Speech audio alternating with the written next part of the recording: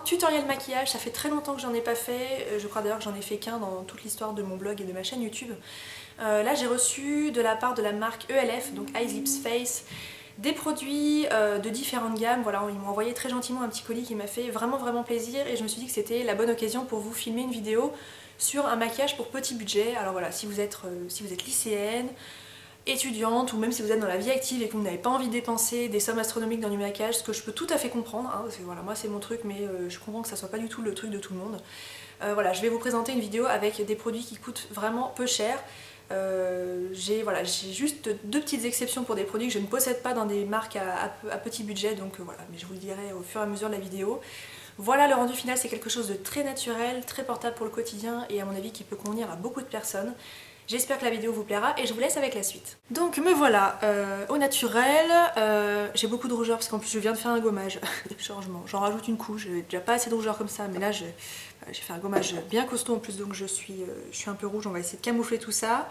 J'ai mis mon sérum, ma crème de jour, j'ai pas mis de base de teint parce que, bon je sais pas, j'en ai pas mis. On va commencer par le fond de teint, on va utiliser le Flawless Finish Foundation de chez ELF. SPF 15, c'est un fond de teint sans huile, qui est un fond de teint apparemment assez couvrant. Je ne l'ai pas encore essayé, je vais vous faire une démo en direct. Dans la teinte porcelaine. Voilà, je crois que c'est la teinte la plus claire. Alors pour l'appliquer, je vais utiliser un pinceau de chez Real Techniques, c'est le Expert Face Brush qui se présente comme ça, qui est un peu cracra parce que je m'en suis servi hier, je lave tous les 2-3 jours environ. Je vous mettrai tous les prix des produits sous la vidéo, enfin je vous mettrai des liens parce que je m'en souviens pas mais bon c'est un fond de teint qui coûte vraiment pas très cher. J'en mets un petit peu sur le dos de ma main. Question couleur, je crois que ça va être un peu foncé parce que j'ai la peau très claire en ce moment. On verra bien. Donc c'est parti. On va commencer par les zones à problème. Le menton. Il a l'air assez courant. Il a un petit parfum qui n'est pas désagréable. J'espère que vous arrivez à avoir quelque chose avec la luminosité parce que bon, je suis un peu de travers, mais bon voilà, j'ai pas un studio photo, je peux pas faire beaucoup mieux que ça, je crois bien. Ouais, j'en ai mis peut-être un peu trop sur le dos de ma main, j'ai mis une pompe entière et en fait, je crois que j'en aurais probablement pas besoin d'autant. On verra bien. Parce c'est vrai qu'il est très couvrant.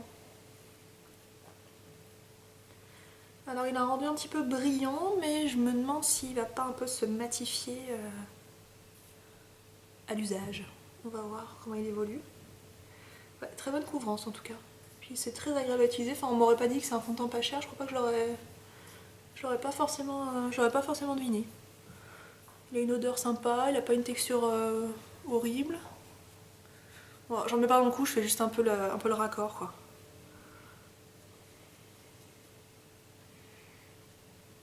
Voilà, bon, j'ai pas tout caché mais moi avec le fond de teint c'est pas l'idée quoi. Je fais gaffe au niveau des oreilles là parce que c'est vraiment affreux. Ouais, c'est pas mal, ça fait bien son travail. Alors note à moi-même pour plus tard, c'est pas la peine d'en mettre autant hein, puisque je me suis servi à peine de la moitié de ce que j'avais mis donc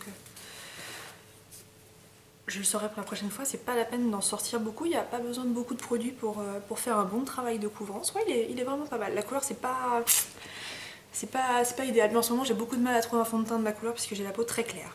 Alors, il me reste à couvrir les cernes qui sont assez marquées. Je vais utiliser l'anti-cerne Wake Me Up de chez Rimmel qui est très bien. Moi je l'aime vraiment beaucoup cet anti-cerne, je l'ai eu en solde en plus sur Asos donc je l'ai vraiment pas payé très cher. Il est très lumineux, il couvre bien les cernes, il est génial. Alors je l'utilise que sur les cernes, je l'utilise pas sur les imperfections puisqu'il a cet effet voilà, un peu lumineux et que bah, voilà, quand vous cachez un bouton vous n'avez pas envie qu'il se voit encore plus, hein, c'est pas l'idée. Je reprends le même pinceau.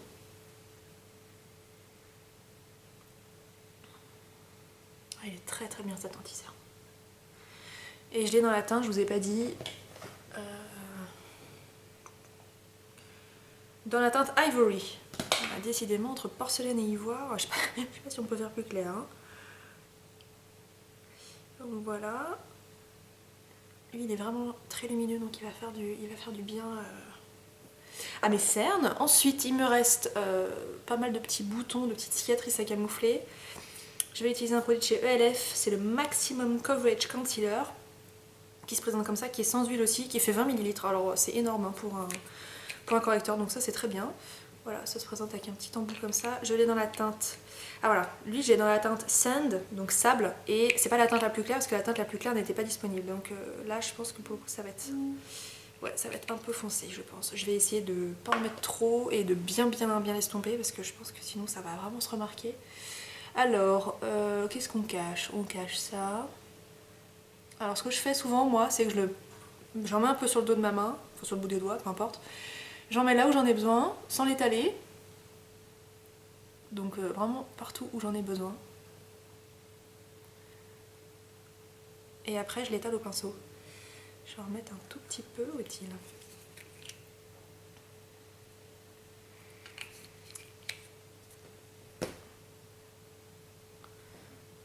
J'en ai besoin là, j'en ai besoin là. J'ai pas pour vocation de tout couvrir, hein, parce que moi si je cherche à couvrir tous mes boutons, on s'en sort plus. Ça serait pire qu'une œuvre d'art, le temps de tout faire, donc non, je vais quand même à l'essentiel. Et après je reprends le pinceau avec lequel j'ai utilisé mon fond de teint, mon correcteur, etc. Et j'y vais, j'estompe. Ce que j'aime bien c'est que ça laisse un tout petit peu de temps à la matière de sécher un peu, donc de s'agripper un peu aux imperfections. Et ça a une meilleure couvrance. C'est valable avec à peu près tous les correcteurs d'ailleurs.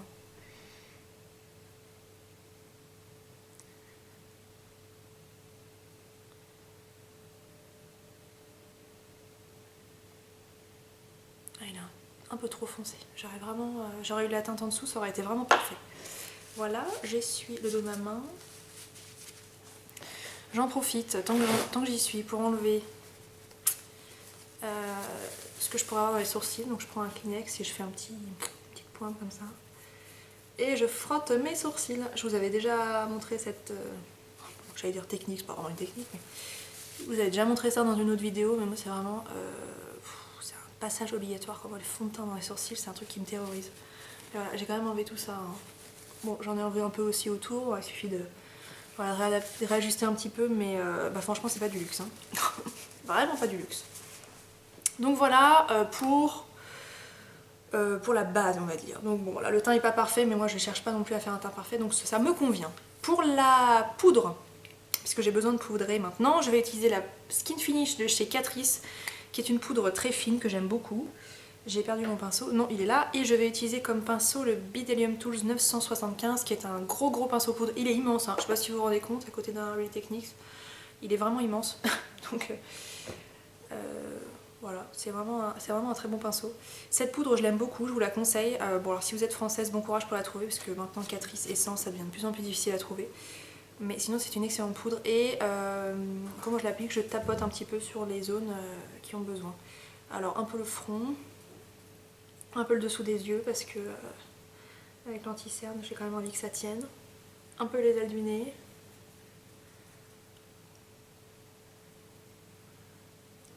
Bon, je ne vais pas trop vers l'extérieur du visage ici parce que je n'ai pas vraiment besoin que ça soit matifié. Le menton. Et principalement les zones où j'ai mis du correcteur. Et je fais juste un peu le raccord avec le cou. Voilà.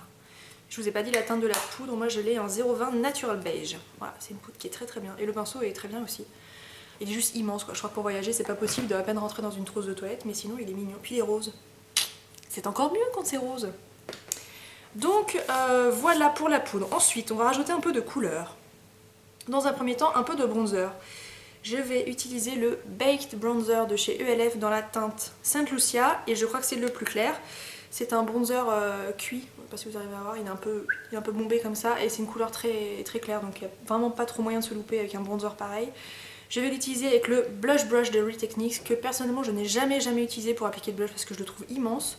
En revanche pour tout ce qui est bronzer, je le trouve absolument parfait. Alors j'ai jamais utilisé ce produit, alors je vais y aller un peu mollo sur la... C'est un peu poudreux, c'est tout ce que je peux vous dire de prime abord. Je vais en mettre un tout petit peu sur l'arrière des joues et un peu dans le cou parce que j'ai le cou qui est toujours très clair. C'est très joli, c'est un tout petit peu satiné. Oui, c'est magnifique. Et avec cette teinte là, je crois qu'on peut vraiment pas... Je crois que celles qui ont la peau très claire peuvent vraiment pas se louper. C'est très joli. C'est pas du tout orangé, c'est vraiment un petit brun un peu cuivré. Bon, c'est magnifique. Très bien. Très bien, très bien. On va passer à quoi? On va passer au blush. Toujours dans la gamme des fards cuits de chez Elève, le Baked Blush qui se présente comme ça, que j'ai dans la teinte Abacrotte. J'ai pas le nom de la teinte, j'ai que le numéro. Je crois que j'ai choisi la teinte Peachy Cheeky. C'est un rose un petit peu orangé avec des veines un peu marron cuivrées dedans. Donc je crois qu'au final ça donne un rendu un tout petit peu... ouais, ça donne une sorte de rendu un peu abricot corail. Ouh, c'est très joli, c'est très lumineux, donc ça va être magnifique. Je l'utilise avec le pinceau Multitask Brush de chez Real Techniques qui se présente comme ça, qui est donc, comme son nom l'indique, un pinceau à tout faire. On peut s'en servir pour la poudre, mais moi je le trouve un peu petit, et bah pour le blush il est pas mal.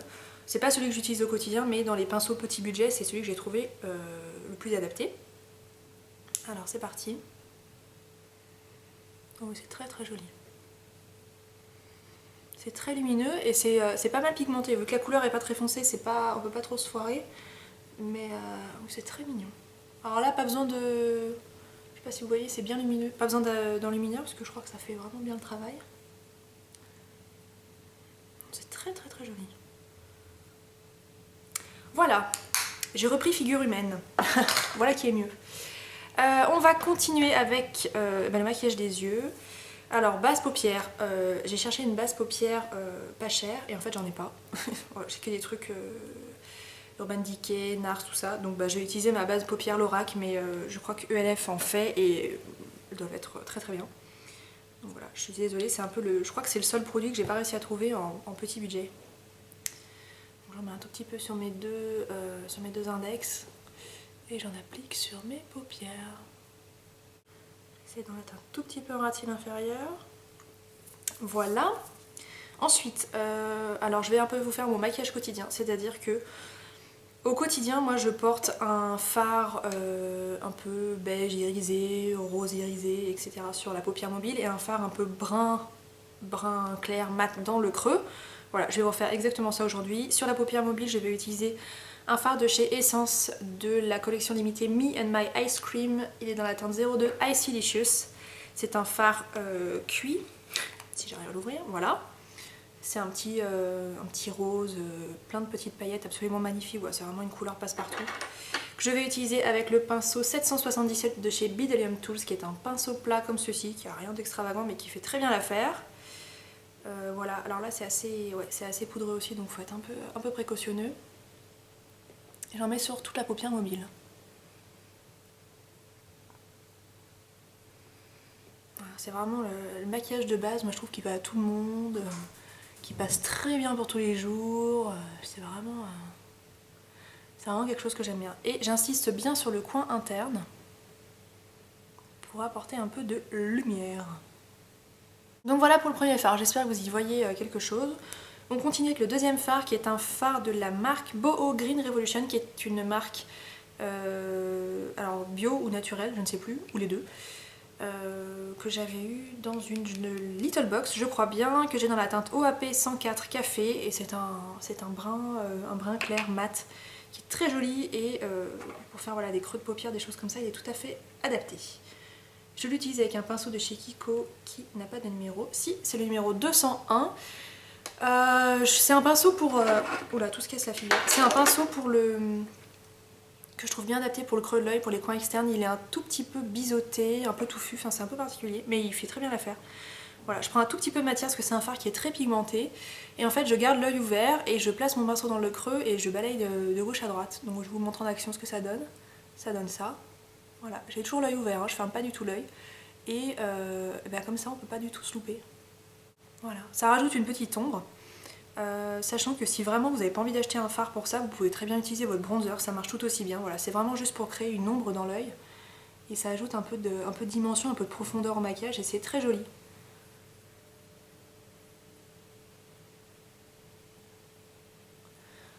Voilà, j'espère que vous voyez ce que ça donne. Et ensuite, pour ne pas laisser le ras de cils inférieur complètement nu, je reprends le pinceau avec lequel j'ai appliqué la première ombre essence et je n'utilise que la tranche du pinceau, je remets un petit coup de fard Boho et je l'applique en ras de cils inférieur. Voilà, ça fait un peu le raccord entre le haut et le bas. Parce que je trouve que si on maquille que la paupière supérieure, ça fait un peu vide quoi. Donc voilà, le maquillage des yeux, voilà, c'est vraiment très simple, mais bon c'est pas dans mes vidéos que vous trouverez des trucs complètement extravagants, parce que moi je reste toujours très naturelle, en tout cas pour le maquillage des yeux. Voilà, une fois que les fards sont appliqués, j'applique un petit peu de crayon sur le contour de l'œil. Alors au quotidien, j'essaye de pas aller vers des crayons trop noirs, parce que je trouve que ça durcit le regard, donc j'ai davantage tendance à me tourner vers des crayons marrons ou bruns. Là je vais vous présenter l'Automatic Precision Eyeliner and Kohl de chez Kiko en couleur 713, qui est un joli, un joli brun tout petit peu métallisé. Et moi ce sont mes crayons pour les yeux favoris. Voilà, j'ai pas du tout envie d'aller me tourner vers une marque plus chère, parce qu'ils sont vraiment exceptionnels. Je les ai dans plein de couleurs, ils ont une tenue très bonne. Alors comment je fais? Pour le ras de cils inférieur, je descends un tout petit peu ma paupière vers le bas comme ça. Et je le fais glisser, c'est pas tout à fait dans la muqueuse, c'est vraiment à la racine des cils. Voilà, et j'en mets un tout petit peu. Je vais pas vraiment jusqu'à l'intérieur de l'œil parce que ça ferme un petit peu le regard, et j'insiste bien sur le coin externe. Donc voilà, là c'est un peu fort, mais vous verrez que le mascara ça va très bien, puis ça s'estompe un tout petit peu. Et pour le ras de cils supérieur, alors il y a plein de techniques. Voilà, moi je tire un tout petit peu ma paupière comme ça et je le fais glisser le long des cils. Je floute avec le doigt. Alors une fois qu'ils sont secs, ils bougent plus du tout, mais vous avez un petit intervalle pour pouvoir les estomper. Donc ça c'est très appréciable. Et pareil, j'insiste bien sur le coin externe. Voilà, c'est très naturel et moi c'est tout ce que je veux. On fait l'autre œil.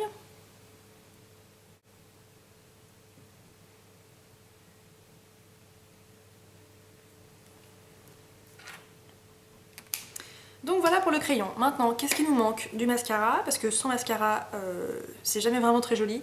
Alors moi je recourbe mes cils, là j'utilise un recourbe cils MAC, puisque c'est celui que j'ai depuis des années, mais c'est pas du tout une obligation à mon avis de se tourner vers une marque aussi chère.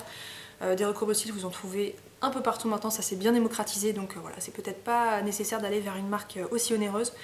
C'est à nouveau le seul que j'ai, donc voilà, je vais l'utiliser. Donc je recourbe mes cils, je vais bien à la base des cils. Je mets peut-être 3 pressions pour être sûre de bien le faire, et c'est pour vous montrer la différence, voilà, c'est vraiment spectaculaire. Ensuite, c'est l'étape du mascara. Je vais utiliser le Clump Crusher Lash Blast de chez CoverGirl, qui est une marque qu'on n'a pas de difficulté à trouver en Suisse, mais je sais que c'est assez difficile de la trouver sur France, mais je pense que sur internet vous n'aurez pas de souci à vous la procurer. Voilà, c'est un très bon mascara à petit prix qui fait très bien son travail. Il a une brosse un tout petit peu incurvée comme ceci. Moi j'ai la version waterproof, que je n'utilise que du maquillage waterproof, mais je pense qu'en version classique il doit être tout aussi bien. Donc voilà, il agrippe bien les cils à la racine et ça c'est très agréable. Et il porte très bien son nom, Clump Crusher, puisqu'il ne fait absolument aucun paquet. Et ça c'est vraiment tout ce qu'on demande à un mascara, du volume sans aucun paquet. Je retrempe assez souvent par contre la brosse dans le tube, puisqu'il y a assez peu de matière sur la brosse, donc c'est peut-être aussi pour ça qu'il fait absolument aucun paquet, c'est que la brosse n'est pas du tout surchargée de produits. Alors j'en mets aussi sur les cils du bas. Alors je sais qu'il y a des filles qui ne mettent pas de mascara sur les cils du bas. Moi je trouve que c'est très étrange sans mascara sur les cils du bas. Pour moi c'est comme se vernir un doigt sur deux. Enfin je trouve ça pas du tout complet. Donc voilà, je fais partie de ces personnes qui mettent du mascara sur les cils du bas. Voilà le rendu final pour les yeux. Qu'est-ce qui nous manque? Un petit coup de... Alors brume fixatrice, c'est pas, à mon avis c'est pas un achat qui est nécessaire. Moi j'utilise une eau de raisin de chez Caudalie, mais n'importe quelle eau thermale, même de l'eau minérale en spray qu'on peut trouver en supermarché, fera l'affaire. Ça permet d'homogénéiser un peu toutes les couches de maquillage qui ont été mises et ça fixe vraiment bien le maquillage. Donc je m'éloigne, j'en mets un tout petit spray comme ça sur tout le visage. Voilà, là ça fait un peu des gouttes, mais vous inquiétez pas, ça sèche. Et moi je trouve que ça fait vraiment une belle différence, côté rendu global du maquillage. Et ensuite, sur les lèvres, je vais utiliser le gloss révélateur de couleur de chez Sephora, que j'aime beaucoup. J'ai acheté ça un petit peu au hasard. C'est un produit que j'aime beaucoup, donc il n'y a qu'une seule teinte, hein, c'est écrit Unique Pink. Et selon le pH de vos lèvres ou la température de vos lèvres, je ne sais plus exactement quoi, la couleur sera différente selon les personnes. Et sur moi, ça fait un petit rose très mignon. Et vu voilà, aujourd'hui on est dimanche, je vais pas trop sortir, voilà, je vois pas grand monde aujourd'hui, c'est vraiment quelque chose que j'ai envie de porter, et même d'ailleurs pour tous les jours c'est quelque chose de très joli. Donc voilà, l'embout est rose un peu fluorescent, ça fait un peu peur, mais vous allez voir c'est très discret.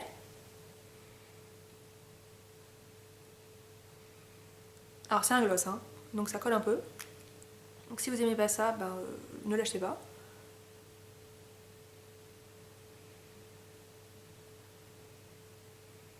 Et l'embout est très souple, donc c'est très facile d'application. Voilà, c'est en train de réagir à mes lèvres et vous voyez, j'ai un tout petit rose discret qui est très joli. Donc voilà, j'aime beaucoup ce produit.